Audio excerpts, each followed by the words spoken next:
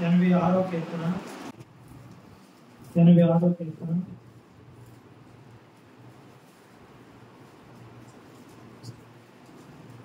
12-13 వచనాలు మనం కలిసి చదువుతాం. 86వ కీర్తన 12-13 వచనాలు అందరం కలిసి చదువుతాం. నా పూర్ణ హృదయంతో నేను నీకు కృతజ్ఞతాస్తుతులు చెల్లించగలను. నీ నామమును నిత్యము మహిమపరచుదును. ప్రభువా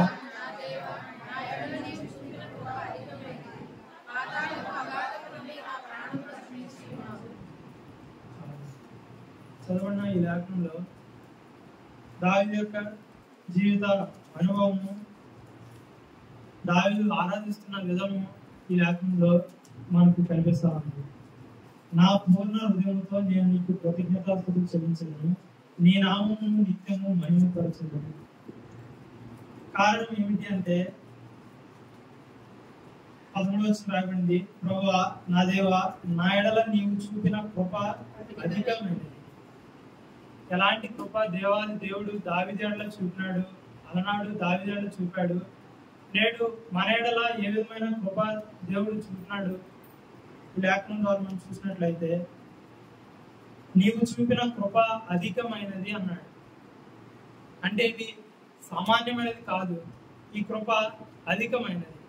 ఎందుచేత దావీదు ఈ మాట ద్వారా దావీదు దేవుని మహింపరిచాడు, ఆరాధించుకుంటాడు. అంటే ఒకప్పుడు దావీదు యొక్క స్థితి ఏమిటి అంటే, దావీదు యొక్క స్థాయి ఏమిటి అంటే గొర్రెలు కాసుకునేటువంటి వ్యక్తి. చూడండి, మొదటి సమయ గ్రంథము 16వ అధ్యాయము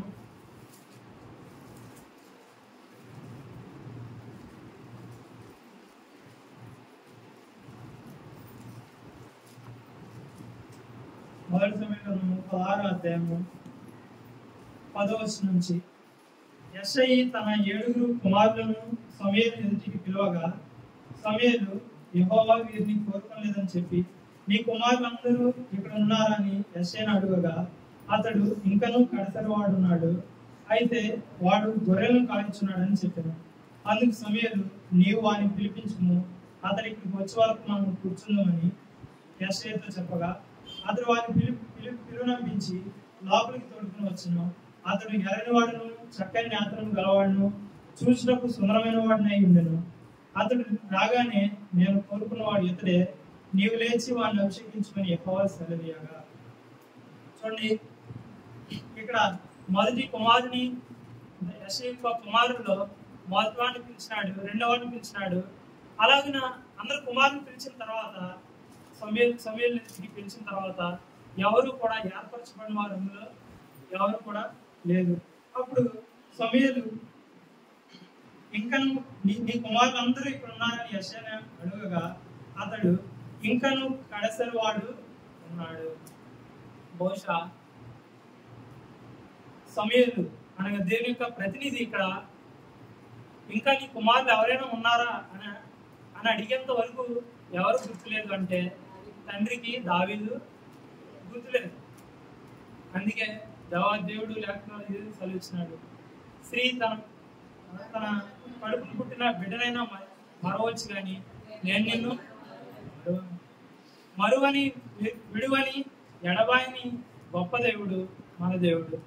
అన్నాడు దావీదుని మరువక విడువక జ్ఞాపకం చేసుకున్న ప్రభువు, దావీదును జ్ఞాపకం చేసుకున్న ప్రభువు. అందుకే దావీదు ఆరాధిస్తున్నాడు, నీవు నా ఎడల చూపిన కృప ఎంతో అధికమైనది. అంటే అర్హత లేని దానికి అర్హునిగా లేక పాత్రునిగా చేసింది దేవుని యొక్క కృప. సోదరి, ఇక్కడ తండ్రి మరచినప్పటికీ కూడా మరువని దేవుడు గొప్పవాడు. 11వ వచనంలో, ఇంకను కడసరి వాడున్నాడు, అయితే వాడు గొర్రెలను కాల్చున్నాడని చెప్పాను. అందుకు సమూయేలు, నీవు వారిని పిలువనంపించుము, అతడి ఇక్కడికి వచ్చే వరకు మనము కూర్చున్నాము. ఇక్కడ సమూయేలుకి దావీదు యొక్క ఎత్తు తెలియదు, దావీదు యొక్క రంగు తెలియదు, దావీదు యొక్క రూపం తెలియదు, దావీదు ఎంత బలాఢ్యుడో తెలియదు. కానీ ఈ మాట అన్నాడు, నీవు వారిని పిలిపించుము, అతడు ఇక్కడికి వచ్చే వరకు మనం కూర్చున్నాం. అంటే వెయిటింగ్ చేశాడు. పిలిచిన దేవుని యొక్క ప్రతినిధి దేవుని యొక్క ఆజ్ఞ మేరకు, దేవుని యొక్క ప్రేరేపణ మేరకు పిలిచినటువంటి సమయాలు వచ్చేంత వరకు కూడా ఇక్కడే ఉంటాము అని చెప్పినాడు. అంటే వేచి ఉండుట. క్రీడకి సోదరి, అరణ్య ప్రదేశంలో పాడైనటువంటి బేకర ధ్వనిగల పాడైన ఎడారిలో మన యొక్క జీవితంలో ఉన్నప్పుడు మనను కనుగొని ఆవరించి పరామర్శించి మనను తన కంటికి కనుపాపని మనను కాపాడిన దేవుడు క్రీడకి సోదరి. అలనాడు దావీదును కనుగొన్న రీతిగా మనల్ని కూడా కనుగొని మనను దావీదుని జ్ఞాపకం చేసుకున్న రీతిగా మనం కూడా పాపం చేత అపరాధం చేత చచ్చిన వారం ఉండగా మనల్ని కూడా ఆ ప్రభు జ్ఞాపకం చేసుకుని మనను కనుగొని పిలిచిన దేవుడు. ఏ రీతిగా అంటే మనను పేరు పెట్టి పిలిచిన దేవుడు మనను ఏర్పాటు చేసుకున్నాడు. వీడొక సోదరి, ఒకనొకప్పుడు దావీదు దేవుని యొక్క చిత్తంలో ఉన్నాడు, దేవుని యొక్క ఏర్పాటులో ఉన్నాడు. కాబట్టి దావీదుని కనుగొని పిలునంపించి ఇక్కడ దేవుని యొక్క ప్రతినిధి ఇక్కడ వేచి ఉన్న రీతిగా, అంటే వెయిటింగ్ చేసిన రీతిగా, గర్భవాసనైనది మొదలుకొని మనకు ప్రాపకుడు ప్రభువే. తల్లి గర్భమున పిండముగా రూపింపబడక మునిపే మనను ఎరిగిన దేవుడు, ఏర్పరచుకున్న దేవుడు. ఆయన మన కొరకు వేచి ఉన్నాడు. ఇక్కడ ఏర్పాటులో ఉన్న దావీదు కొరకు ఎదురు చూచిన రీతిగా, వేచి ఉన్న రీతిగా మనల్ని కూడా ఉద్దేశం చేత దేవాది దేవుడు ఈ లోకంలో పుట్టించాడు. అయితే దావీదు గొర్రెలు కాసుకుంటున్న రీతిగా మనం కూడా త్రోవ తప్పిపోయి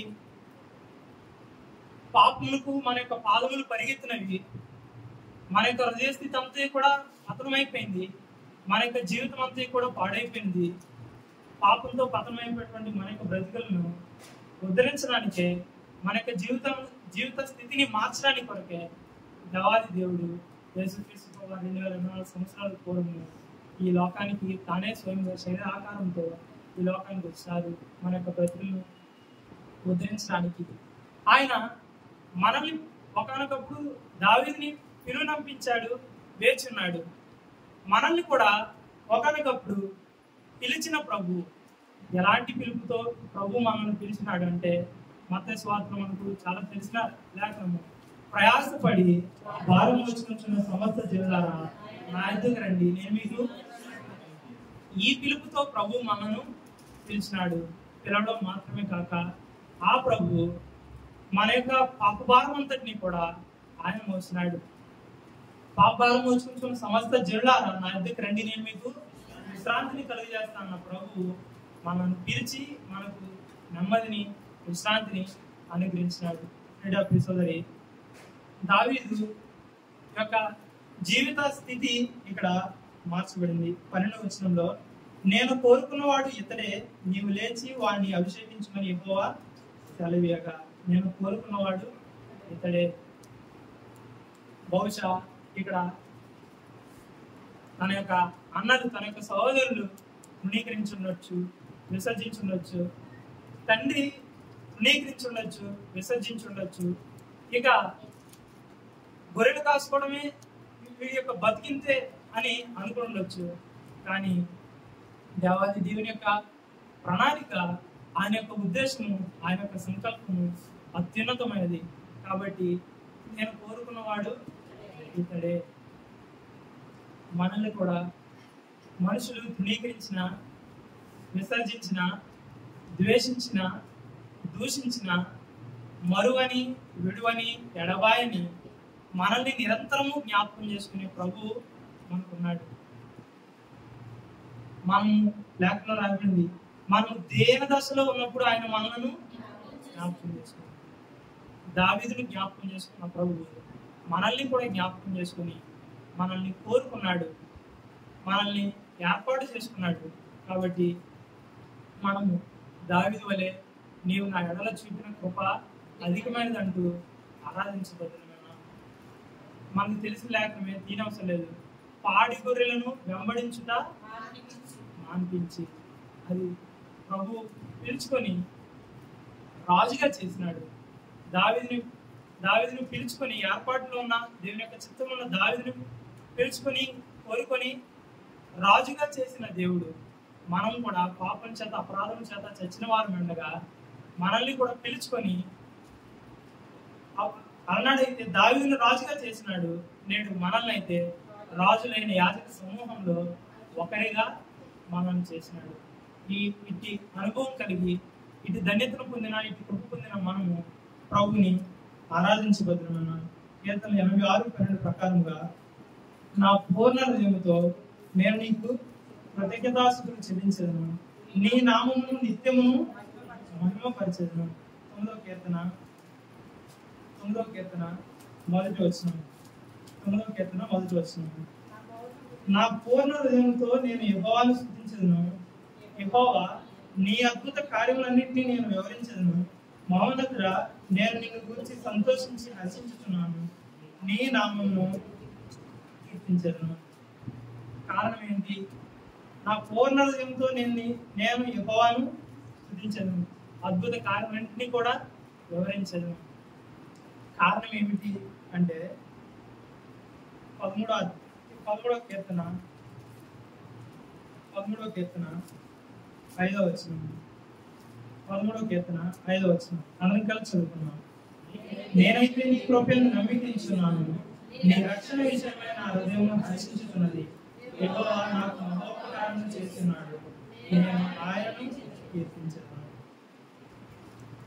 మనమైతే ఉపకారం చేసే వాళ్ళకు మాత్రం ఉపకారం చేస్తాం, కానీ మన ద్వారా ప్రభుకి ఏ ఉపకారము లేదు.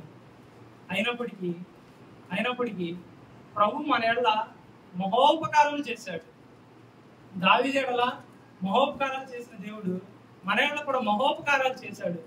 మహోపకారాలు అంటే ఎన్నో ఎన్నో ఎన్నో ఇన్ఫినిటీ అన్నమాట. ఆ రీతిగా మనకు మహోపకారాలు చేశాడు.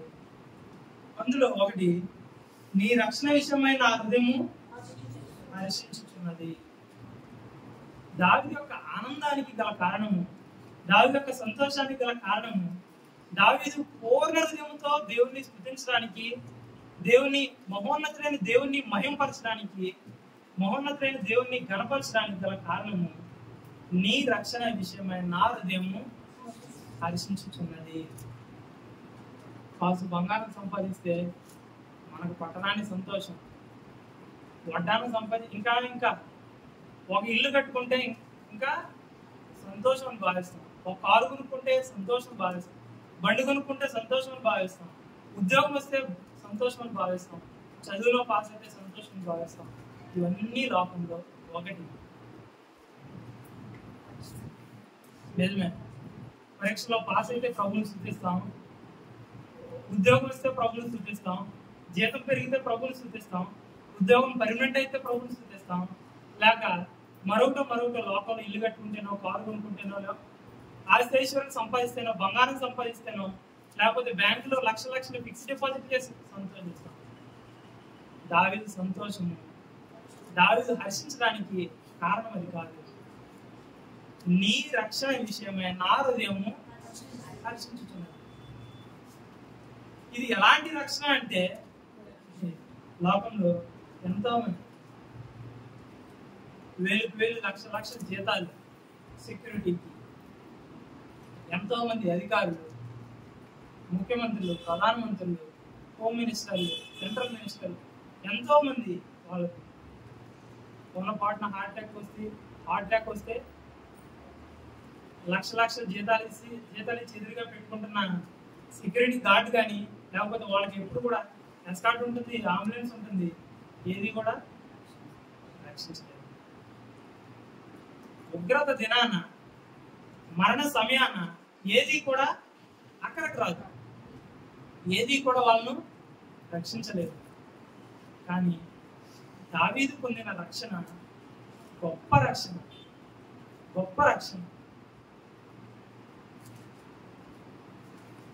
కీర్తనలోనే నీ గొప్ప రక్షణ నాకు ధరింపజేసావు అంటాడు. 18వ అధ్యాయము 50 వచనం. 18వ అధ్యాయము 50 వచనం. నీవు నియమించిన రాజుకు, నేను కోరుకున్నవాడు ఇతడే అన్నాడు కదా సమయంలో. నీవు నియమించిన రాజుకు గొప్ప రక్షణ కలుగజేవాడు, అభిషేకించిన దావీదునకును అతని సంతానమునకును నిత్యము కనికరము చూపువాడు. గ్రేట్ సాల్వేషన్, గొప్ప రక్షణ. అలనాడు దావీదుకు అనుగ్రహించినాడు, నేడు మనకు అనుగ్రహించినాడు. గొప్ప రక్షణ కలుగు చేసిన దేవుణ్ణి మనము మన యొక్క హృదయంలో సంతోషానికి గల కారణం ఏమై ఉండాలి అంటే, నీచమైన తొలగిపోయేటువంటి తాత్కాలికమైనటువంటి డబ్బును బట్టో, బంగారాన్ని బట్టో, లేకపోతే ఆస్తి ఐశ్వర్యాన్ని బట్టో కాదు. దావీదుకి అవన్నీ కూడా ఉన్నాయి లోకంలో. రాజు అయిన తర్వాత అవన్నీ ఉన్నాయి, సమస్తం ఉన్నాయి, ఆస్తి ఐశ్వర్యాలు ఉన్నాయి. కానీ దావీదు యొక్క సంతోషానికి గల ప్రధాన కారణం ఏంటంటే రక్షణ. అది గొప్ప రక్షణ. గొప్ప దేవుడు మన కొరకు ప్రాణం పెట్టి గొప్ప రక్షణను అనుగ్రహించినాడు. ప్రియ సోదరి, ఈ అనుభవాన్ని కలిగి, రక్షింపబడిన అనుభవాన్ని కలిగి ప్రభు సన్నిధిలో మనము పూర్ణ హృదయముతో ఆయనకు కృతజ్ఞతాస్తుతులు చెల్లింపబద్దులమైన దేవుడు దావీదులో చూపిన కృప అధికమైనది, మన ఎడల చూపిన కృప కూడా అధికమైనది. ఆ కృప ద్వారా దేవుడు మన జీవితంలో జరిగించిన కార్యములు ఏంటి చూసుకొని ఆరాధన కదా. ఎఫెసీయులకు రాసిన పత్రిక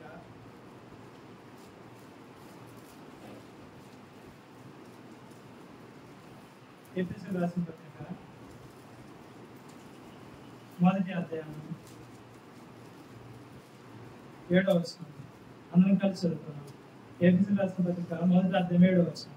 దేవుని కృపా మహేశ్వరుని బట్టి ఆ ప్రియయందు ఆయన రక్తం వలన మనకు విమోచనము, అనగా మన అపరాధములకు క్షమాపణ కలిగి ఉన్నది. దేవుని యొక్క కృప చేసిన కార్యం, దేవుని యొక్క కృప ద్వారా మనం పొందినటువంటి ఆశీర్వాదము ఏంటి అంటే, ఆయన రక్తం, ఆయన దేవుని కృపా మహేశ్వరుని బట్టి ఆ ప్రియయందు మనకు ఆయన రక్తం వల్ల మనకు విమోచనము, అనగా మన అపరాధములకు క్షమాపణ కలిగి ఉన్నది. ఏ రీతిగా మన యొక్క అపరాధములకు క్షమాపణ కలిగిందంటే, విమోచనం అంటే అర్థము మన యొక్క అపరాధములు క్షమింపబడటం అని రాయబడింది. ఏ రీతిగా మన యొక్క అపరాధములు క్షమింపబడడం అంటే, ఎఫెసీయులకు రాసిన పత్రిక 2వ అధ్యాయము 1వ వచనం. మీరు మీ అపరాధముల చేతను పాపముల చేతను మీరు చచ్చిన వారే ఉండగా ఆయన మిమ్మల్ని క్రీస్తుతో కూడా బ్రతికించారు. ఆయన మరణ పునరుత్థానముల ద్వారా మన యొక్క చచ్చిన స్థితి నుండి మనను బ్రతికించినాడు. క్రీడకు సోదరి, భూమి మీద మన యొక్క హైట్, వెయిట్ను బట్టి, మన యొక్క పర్సనాలిటీని బట్టి, మన బాడీలో ఉన్న స్టామినాని బట్టి మనం భూమి మీద ఈ క్షణం వరకు సజీవులుగా లేము. మనం కలిగి ఉన్న డబ్బులు బట్టో, లేకపోతే ఆస్తి ఐశ్వర్యాన్ని బట్టో భూమి మీద ఈ క్షణం వరకు మనం సజీవులుగా లేము. బహుశా అలాంటి అపోహ మనం కలిగి ఉంటే, అన్నాన్ని బట్టో, లేకపోతే బాడీలో మనకున్న స్టామినాని బట్టి, మన యొక్క ఎనర్జీని బట్టి మనం బ్రతుకున్నామని అలాంటి అపోహల్లో కనుక ఉంటుంటే అది రాంగ్. భయంకరమైనటువంటి, మరణకరమైనటువంటి వ్యాధి ప్రపంచం అంతా కూడా కరోనాటువంటి వ్యాధి ఉన్నప్పుడు బాడీ గార్డులు పోయారు, లేకపోతే జిమ్ మాస్టర్లు ఉంటారు, వాళ్ళు పోయారు. ఈ లోకాన్ని ఎంతో మంది విడిచిపెట్టారు. ధనధాన్యాలు కలిగిన వారు, ఆశ్చర్యాలు కలిగిన వారు ఎంతో మంది ఈ లోకాన్ని విడిచిపెట్టారు. మనల్ని ప్రభు బ్రతికించాడు అంటే నూతన జన్మ అనుభవాన్ని ప్రభు మనకు అనుగ్రహించాడు. భౌతికమైనటువంటి ఈ యొక్క బ్రతుకు మాత్రమే కాదు కానీ ఆత్మసమం ప్రభు మనను చచ్చిన మనను బ్రతికించినాడు. క్రీడకు సోదరి, ఈ అనుభవం కలిగి ఆరాధించబడుతున్నా అందుకే దావీదు అంటాడు, నేను ఎల్లప్పుడూ యెహోవాను సన్నతించు, నిత్యం ఆయన కీర్తి, నేను ఎల్లప్పుడూ యెహోవాను స్తుతించేదను. ఎల్లప్పుడు అంటే ఒకరోజు కాదు, ఆదివారం కాదు, అనుదినము అనుక్షణం ఎల్లప్పుడూ దేవుని స్తుతించుట ఎంత గొప్ప భాగ్యం. వీడప్పుడు చదివి ఇది దావీదుకి మనం అన్వయం చూసుకున్నట్లయితే, గొర్రెలు కాసుకునే వాళ్ళు ఎక్కడుంటారు? ఎక్కడో అడవిలో, అరణ్యంలో గొర్రెలు కాసుకుంటా ఉన్నాడు.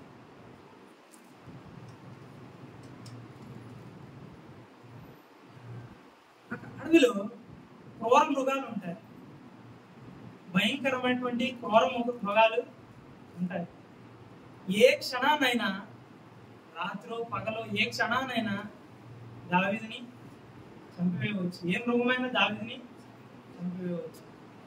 కానీ అలాంటి ఆ పాడైన అరణ్యంలో గొర్రెలు కాసుకునేటప్పుడు కూడా దేవుని కాపుదల దావీదు పట్ల ఎంతో ఉంది. ఎలుగుబంటి వచ్చినప్పుడు ఎలుగుబంటిని సైతం చీల్చివేశాడు. అంత శక్తి దావీదుకి దేవుడు అనుగ్రహించాడు.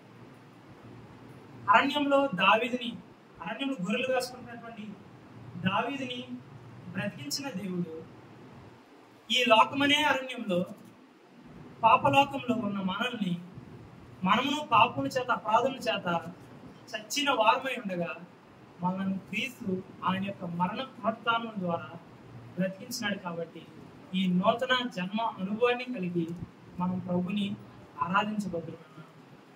ఇక్కడ చూసినట్లయితే ఆయన రక్తం ద్వారా మనకు విమోచనము, మన యొక్క అపరాధములకు క్షమాపణ అనుగ్రహించాడు. కాబట్టి ఈ అనుభవాన్ని కలిగి ప్రభుని ఆరాధించబోతున్నాం. ఇంకా ఆయన కృప మన జీవితాలు ఏం చేసి చూసినట్లయితే, ఆ ప్రభు విమోచనము ఏ రీతిగా మనకు విమోచనము లేక విడుదల మనకు కలిగించాడంటే, గలతీయులకు రాసిన పత్రిక 1వ అధ్యాయం 4వ వచనం. ఏ రీతిగా ప్రభు మనను తన కృప ద్వారా ఏ రీతిగా విమోచించాడు అంటే, ఏ స్థితిలో మనం విమోచించాడంటే, గలతీయులకు రాసిన పత్రిక 1వ అధ్యాయం 4వ వచనం. మన తండ్రి అయిన దేవుని చిత్త ప్రకారము క్రీస్తు మనను ప్రస్తుత దుష్ట కాలంలో నుండి విమోచించవాలని మన పాపము నిమిత్తము తను తాను అప్పగించుకున్నాను. ఏ రీతిగా ఏ స్థితిలో ఉన్నా మనకు విడుదల లేక విమోచనం కలిగించాడు అంటే, ప్రస్తుత దుష్ట కాలంలో నుండి మనను విడిపించినాడు, విమోచించినాడు. కాబట్టి ప్రభుని ఆరాధించబడుతున్నాం. అలాగే రెండవదిగా కొలస్సీయులకు రాసిన పత్రిక 1వ అధ్యాయం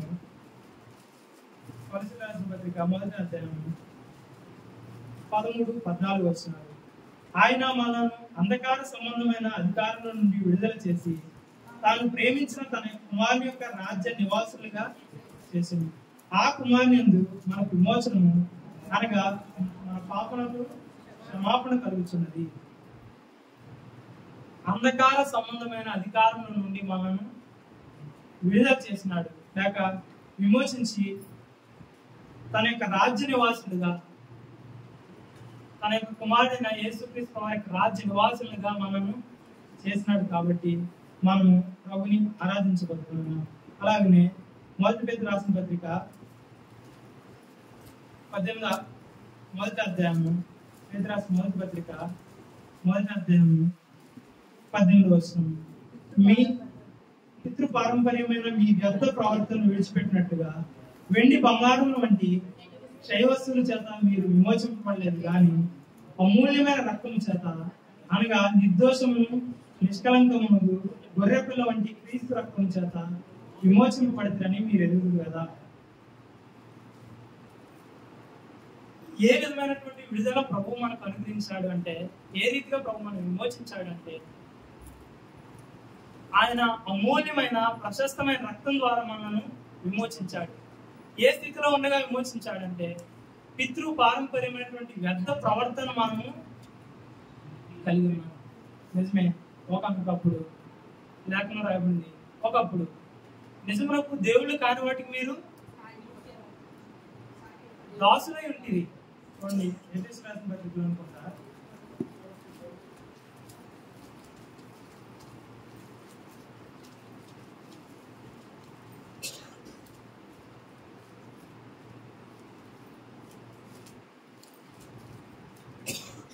క్షమించండి, గలతీ రాసిన పత్రిక 4వ అధ్యాయము, గలతీ రాసిన పత్రిక 4వ అధ్యాయము 8వ వచనం నుంచి, ఆ కాలమందైతే మీరు దేవుని ఎరిగిన వారై నిజమునకు దేవుడు కాని వారికి దాసులైంది, కానీ ఇప్పుడు దేవుని ఎరిగిన వారును మరి విశేషంగా దేవుని చేత ఎరగబడిన వారిని అయి ఉన్నారు కనుక బలహీనమైనవి నిష్ప్రయోజనమైన మూలపాఠముల తట్టు మరలా తిరిగినారా, మునుపటి వలె మరలా వాటికి దాసులే ఉండగలరా. మీరు దినములను మాసములను ఉత్సవ కాలంలో సంవత్సరంలో ఆచరించున్నారు. ఒకప్పుడు పాపానికి దాసులుగా ఉన్నాం. మునుపు మన యొక్క జీవితం ఇది. దేవుళ్ళు కాని వారికి దాసులై మనము వాటికి సాగిలు పడ్డాము. అనేకమైనవి మనం చేసాం. అలాంటి బ్రతుకులో అలాంటి అజ్ఞాన స్థితిలో ఉన్నటువంటి మనలను జ్ఞాపకం చేసుకున్న ప్రభు పితృ పారంపర్యమైనటువంటి వ్యర్థ ప్రవర్తన నుండి మనలను విడిపించినాడు. కాబట్టి ఈ అనుభవాన్ని కలిగి మనం ప్రభుని హృదయపూర్వకంగా ఆరాధించబడుతున్నాం. ఆయన విమోచించిన విధం మరొకటి తీతుకు రాసిన పత్రిక 2వ అధ్యాయము, తీతుకు రాసిన పత్రిక 2వ అధ్యాయము 14వ వచనం, ఆయన సమస్తమైన దుర్నీతి నుండి మనల్ని విమోచించి సక్రియులైన ఆసక్తి గల ప్రజలను తన కోసము పవిత్రపరచుకొని తన సొత్తుగా చేసుకున్నప్పుడు తను తానే మన కొరకు అర్పించుకున్నాడు. సమస్తమైన దుర్నీతి నుండి మనల్ని విమోచించాడు. ప్రభు ఎవరు అంటే నీతిమంతుడు. భూమి మీద మానవుని మనం ఎవరు అంటే దుర్నీతి పనులము, అనగా చేయకూడని చెడు చేసేవారు. పౌలు తన యొక్క జీవితాన్ని ఈ రీతిగా ఒప్పుకుంటాడు, నాలో ఏ మంచి కూడా సింపుల్, నాలో ఏ మంచి కూడా మంచి చేయాలి నాకున్న నేను దాన్ని దుర్నీతి పరులను ఒప్పుకుంటున్నాడు.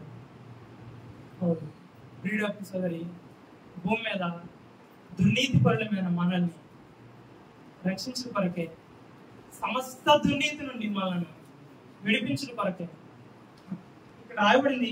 దుర్నీతి నుండి విడిపించడం, దుర్నీతి నుండి విమోచించడం కాదు, సమస్తమైన దుర్నీతి నుండి మనల్ని విమోచించడానికే ఆయన చేసిన గొప్ప కార్యము మన కొరకు తను తానే అర్పించుకున్నాడు, బలిగా అర్పించుకున్నాడు. ప్రియుడపు సోదరి, ఎంత గొప్ప కార్యం! భూమి మీద ఈ సమస్తమైనటువంటి దుర్నీతి నుండి మనం కలిగి ఉన్నది ఏది కూడా మనల్ని విమోచించలేదు. నేను నీతిమంతుణ్ణి అని చెప్పే ధైర్యం భూమి మీద ఏ మనుషునికి లేదు. అందుకే లేఖలో ఈ మాట్లాడాడు, నీతిమంతుడు ఒక్కడును సమస్త దుర్నీతి నుండి మనల్ని విడిపించి, రోమిల్ రాసిన పత్రిక రాబడిన రీతిగా క్రీస్తు తన రక్తం వలన మనల్ని నీతిమంతులుగా తీర్చిదిద్దినాడు. ప్రియుడపు సోదరి, ఇటు అనుభవం, ఇటు ధన్యత కలిగిన మనము పూర్ణ హృదయంతో దావీదు వలె ప్రభుని ఆరాధించబోతున్నాం. మరొక మాట, హెబ్రీయులకు రాసిన పత్రిక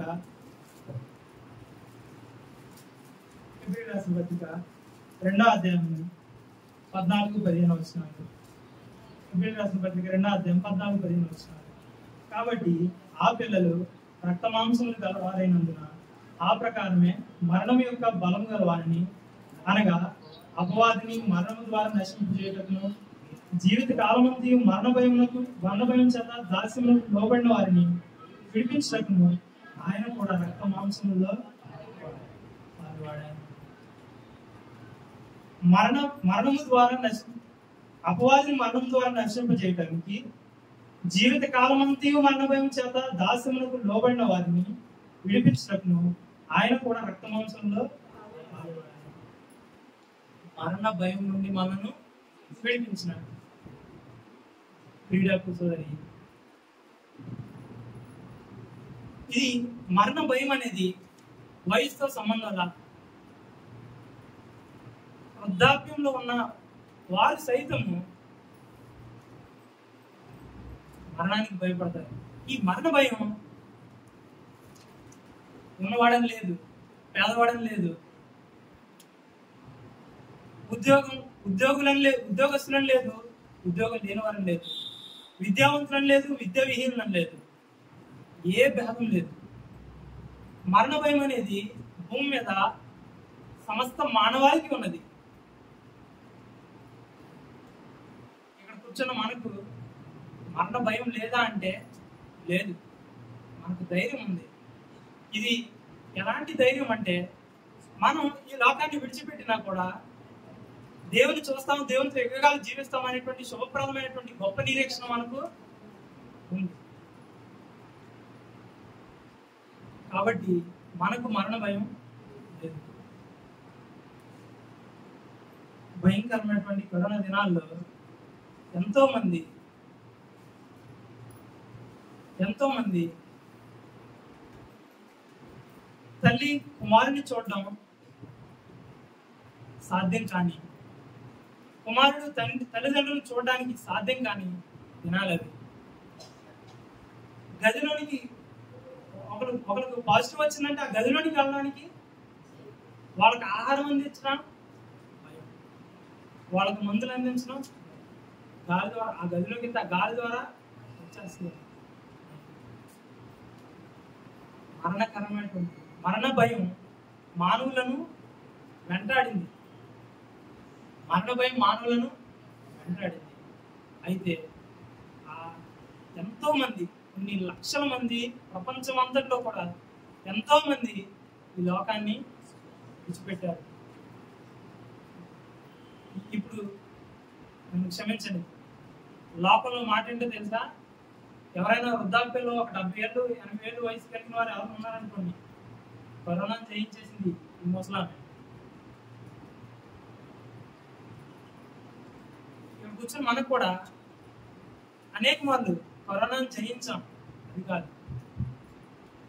ఇందులో ప్రభు ఆయన మరణం ద్వారా, ఆయన మరణ పునరుద్ధానముల ద్వారా అపవాదిని జయించిన రీతిగా భూమి మీద మానవులైన మనకు పాపం వల్ల వచ్చేటువంటి జీతం, ఆ మరణం నుండి జయం కలిగించాలని దేవాదేవుని యొక్క కోరిక, ప్రణాళిక, ఉద్దేశం, సంకల్పం. ఆ మరణ భయం నుండి మనను విడిపించిన దేవుణ్ణి మనము పూర్ణ హృదయంతో ఆయనకు కృతజ్ఞతాస్తుతులు చెల్లించగలుగుతున్నాం. మొదటిగా దేవుడు ఏ రీతిగా మనల్ని విడిపించాడంటే గలతీ 1:4 ప్రకారంగా దుష్ట కాలం నుండి ప్రభు మనల్ని విడిపించి ఆయన అధికమైన కృప మన ఎడల చూపుతున్నాడు. కొలసీ 1:3 ప్రకారంగా అంధకార సంబంధమైన నుండి, ఆ చీకటిలో నుండి మనల్ని విడిపించి తన యొక్క రాజ్య నివాసులుగా చేసి అధికమైన కృప మన ఎడల చూపుతూ వచ్చినాడు. మొదటి పేతురు 1:18 ప్రకారంగా పితృపారంపర్యమైనటువంటి వ్యర్థ ప్రవర్తన నుంచి మనల్ని విడిపించి విమోచించి అధికమైన కృపను ఆయన మన ఎడల చూపుతూ వచ్చినాడు. తీర్పు 2:14 ప్రకారంగా సమస్తమైన దుర్నీతి నుండి మనను విడిపించి ఆయన అధికమైన కృప చూపినాడు. ఎబ్రీ 2:14 ప్రకారంగా మరణ భయం నుండి, పాపంలో వచ్చేటువంటి మరణ భయం నుండి మనను విడిపించి ఆయన యొక్క కృప చూపినాడు. అంత మాత్రం కాదు, ఆయన రక్త మాంసంలో పాలివాడు అయినాడు. ప్రభు యొక్క వల్ల మన మధ్యలో ఉంది. మనము ఆయన నలుగొట్టబడిన శరీరానికి సాదృశ్యమైన ఆయన యొక్క రొట్టెలో ఆయన చిందించిన అమూల్యమైన నిర్దోషమైన నిష్కలంకమైనటువంటి రక్తానికి సాదృశ్యమైన ద్రాక్షరసంలో పునరుత్థాన పండుగలో ఆ బలలో చేయవేసేటువంటి గొప్ప ధన్యత ఆయన మనకు అనుగ్రహించినాడు. కాబట్టి మనము ప్రభుని దావీదు వలె ఆరాధించబద్దులమైన మాట చదువుకుని ఆరాధనకు వెళ్దాం. 86వ కీర్తన 12-13 వస్తున్నారు.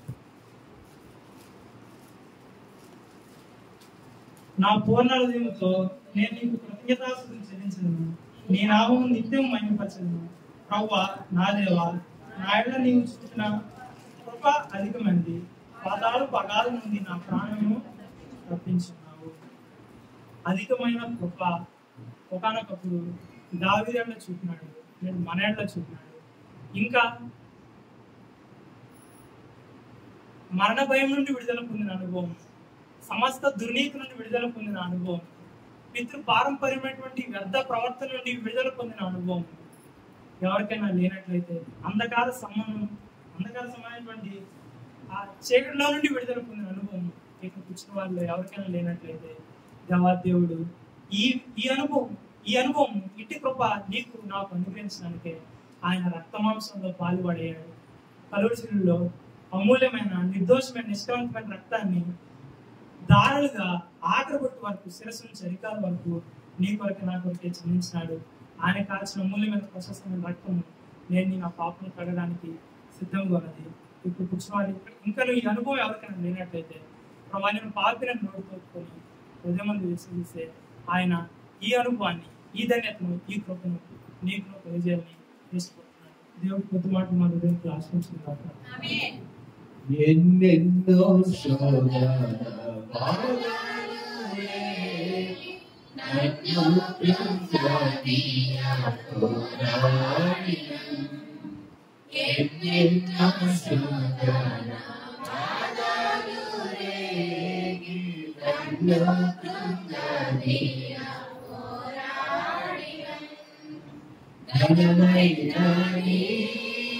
విశ్వాస